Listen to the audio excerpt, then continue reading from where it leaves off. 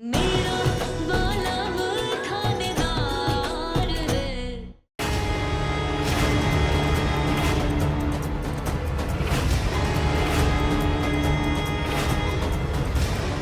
बोल बोल। अगर उस वीर को जरा भी भनक पड़ गई ना कि उसकी चैं करने वाली बुलबुल यहाँ है तो तेरे को तो बचा कर ले जाएगा, लेकिन तेरी ये प्यारी भतीजी ये सीधा खाटू श्याम जी के पास पहुंच जाएगी। बोल बोल बोल बोल। देखिए वर्णिका यहाँ आई कैसे? तो क्या है ना कि तूने तो वर्णिका को बचाने की कोशिश कर ली, लेकिन थारी जीजी बड़ी प्यारी है। इसकी सौतेली माँ वो इसको हमारे पास सौंप गई। वर्णिका, वर्णिका तुम ठीक हो? तुम यहाँ क्या कर रही हो? मैं तुम्हें ढूंढने के लिए आई थी। चलो मैं तुम्हें घर ले चलती हूँ। चलो। नहीं नहीं नहीं नहीं नहीं, मुझे पता है मेरे पापा यही कहिए। मैं तुम्हारे साथ नहीं जा रही, मैं उन्हीं के साथ जाऊंगी।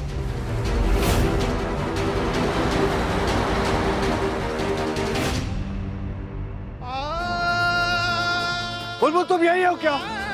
बुलबुल तुम्हें मेरी आवाज सुनाई दे रही है क्या? मुझे महसूस हो रहा है तुम यही हो।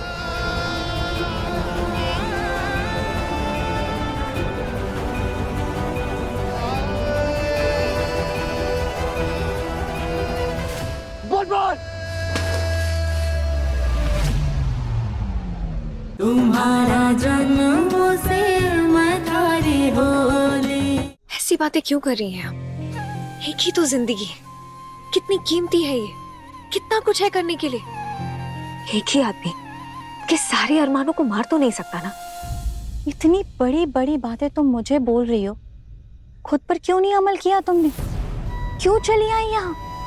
राज घराने में पली बड़ी हो, बेटी की तरह पाला था उन्होंने तुम्हें, फैसला लेने की आजादी दी थी ना। फिर क्यों राजेश के इस खेल में उलझ गई तुम? क्यों चली आई तुम यहाँ? हाँ मैं समझती हूँ कि चांदनी ने तुम्हें फंसाया, उसने तुम्हें राजेश के खेल में धकेला, पर तुम इतनी समझदार हो, तुम उनके खेल को कैसे नहीं समझ पाई? तुम इस जाल से क्यों बाहर नहीं निकल पाई दुर्गा? चलो तुम इस खेल में फंस गई, तुमने राजेश से शादी कर ली, पर इससे बेहतर तो ये होता ना कि तुम सारी जिंदगी अपनी पढ़ाई लिखाई पर ध्यान देती और ये शादी नहीं करती, है ना? क्या छोड़ो, तुम जब से यहाँ आई हो मैं तुम्हें पता नहीं कितना बुरा भला सुनाए जा रही हूँ।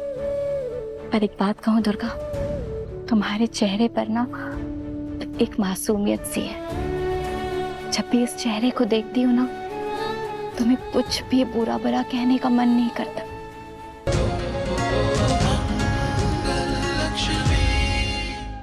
इतने सालों में अम्मा जी मेरी आदत बन गए थे। मेरा हर दिन उन्हीं से शुरू होता था, उनकी कॉफी, उनका नाश्ता, यहाँ तक कि उनकी घड़ी, उनका रुमाल भी मैं ही देती थी उनको। फिर शाम होते ही उनके ऑफिस से आने का इंतजार करना शुरू कर देती थी। मंगल, कोई भी आदत धीरे धीरे समय के साथ ही छूटती है बेटा, समय लगेगा। पर अब लग रहा है अम्मा मेरे जीने की वजह ही छिन गई है।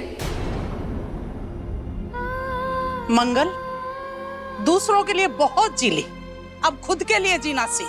तू ऐसे दुखी रहेगी, तुझे देख देख के हम दुखी हो जाएंगे। मंगल, शांति जी बिल्कुल सही कह रही है बेटा।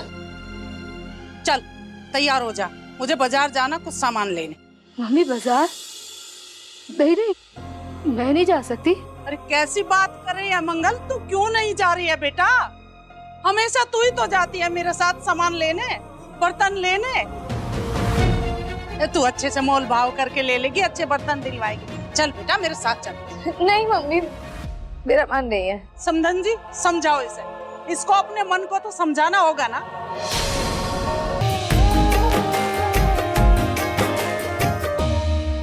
मतलब दी, ये सब तेरा प्लान था ताकि नीति दी और जीजू की एंगेजमेंट भी रुक जाए और किसी को पता भी ना चले तू ही पर ही है। हाँ बबली, अगर राजीव और नीति की एंगेजमेंट हो जाती ना तो सब कुछ खत्म हो जाता। मैं हार जाती, मेरा बदला अधूरा रह जाता। पर जीत के इतने करीब आके मैं हार नहीं मान सकती हूँ। परी हार मानती थी, पर पार्वती सिर्फ जीतने आई है। उस नीति ने मुझे बहुत दर्द और तकलीफ दी है बबली, और अब वही दर्द और तकलीफ सहने की बारी उसकी है।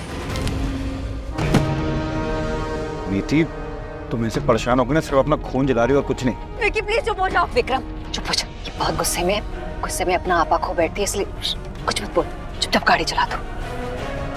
मैंने आपको बोला ना कि मुझे फोन मत कीजिए, तो प्लीज बार बार कॉल करना बंद कीजिए प्लीज। वीरे, गुस्सा करने से क्या होगा? रिपोर्टर्स का यही काम है, आप मत सोचो इतना। वीरे, क्या कर रहे हो आप? कुछ ऐसा करने जो करना नहीं चाहता हूँ, लेकिन करना बहुत जरूरी है। अगर आज खुद को रोक लिया ना तो जी नहीं पाऊंगा। वीरे, पर बच्चे, अब तुझे बहुत ज्यादा अलर्ट रहना होगा, क्योंकि अब कभी भी तुझ पर पलटवार हो सकता है। डोंट वरी मॉम, मैं राजीव के हर वार का जवाब देने को तैयार हूँ। नहीं, राजीव तुझ पे कोई वार नहीं करेगा। मतलब ये कि तुझ पर वार करने वाला और कोई नहीं, बल्कि नीति होगी।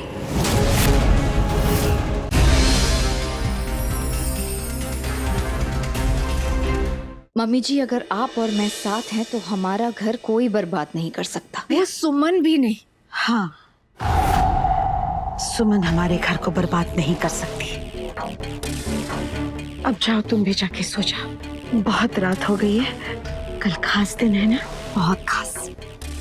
और मम्मी जी, आपने उसे एक्स्ट्रा खास बना दिया, हमारे बीच के मनमुटाव को मिटा के।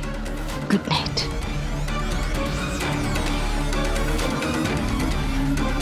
Good night. अच्छा सुनो, तुमने तीर्थ को बताया है ना कल उन दोनों को यहाँ होना है? हाँ हाँ, देखिए ना, मैंने कई बार कॉल किया पर दोनों ने उठाया ही नहीं। पर मैंने उस सुमन की माँ को बता दिया है। चलो अच्छा किया, वो बेचारी अपने भाई के गम में होगी। गम? आपको क्या हुआ? ये देखिए मम्मी जी, वो पूरी तरह से तीर्थ भैया को अपने कंट्रोल में कर रही है।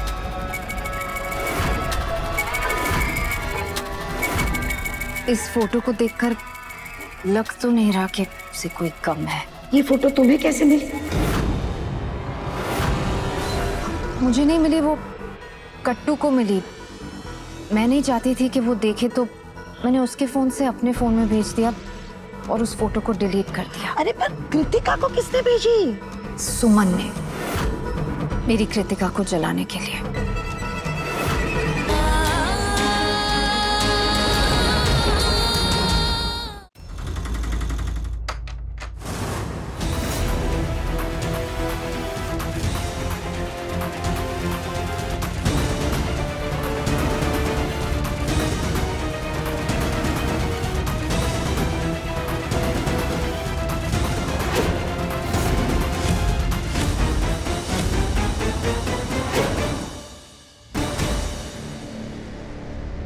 बेबी, सोचा कि चेक कर लेता हूँ जाने से पहले, कोई है तो नहीं। चलो बाय।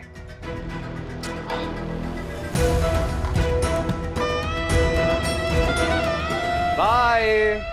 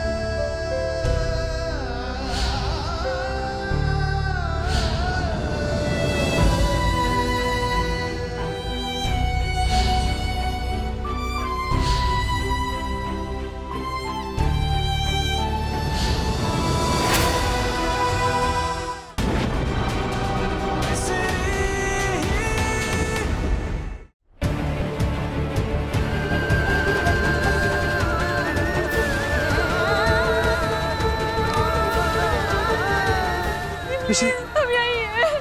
डॉक्टर क्या हुआ? डॉक्टर क्या हुआ? पेशेंट कोमा में चली गई है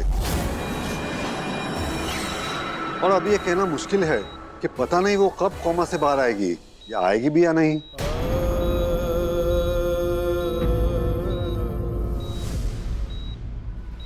वैसे तो कोमा की जगह फुल स्टॉप ही लग जाता मिश्री की दादी की जिंदगी पे तो अच्छा होता, पर कोई बात नहीं, मुसीबत कुछ समय के लिए तो टली।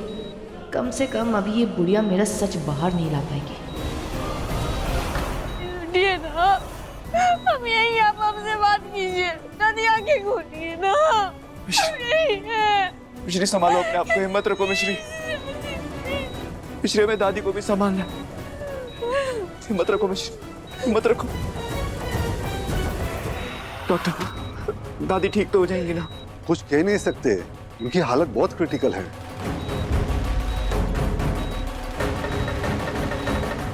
मिश्री, मिश्री देखिए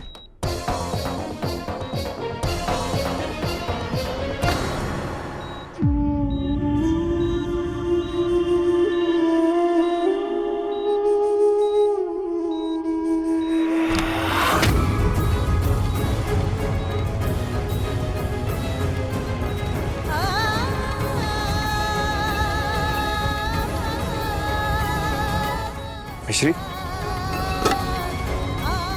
ये क्या कर रही हो? मिश्री क्या कर रही हो?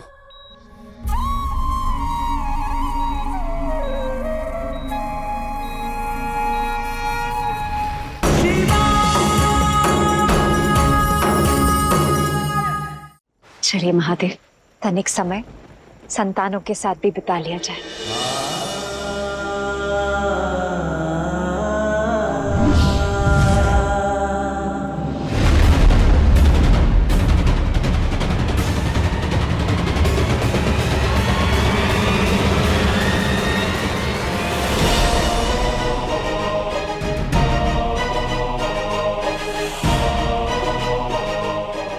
तो इसीलिए आप दोनों यहाँ आए थे एकांत में? आपको क्या लगा आपका ये रहस्य कभी उजागर नहीं होगा, कभी उजागर नहीं होगा, कभी उजागर नहीं होगा?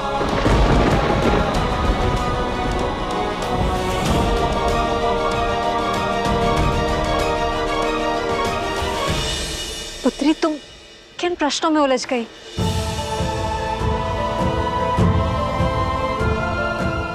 रात्रि बहुत हो चुकी है, विश्राम करो, कल तुम्हारा विवाह है। प्रश्नों को परामर्श नहीं माँ, उत्तर चाहिए होता है।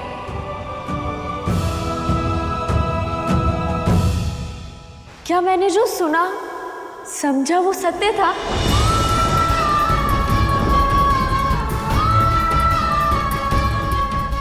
पुत्री देखो तुम हम पिताश्री, शिव होकर, सत्य का पर्याय होकर इतनी बड़ी बात कैसे छुपा सकते हैं हम?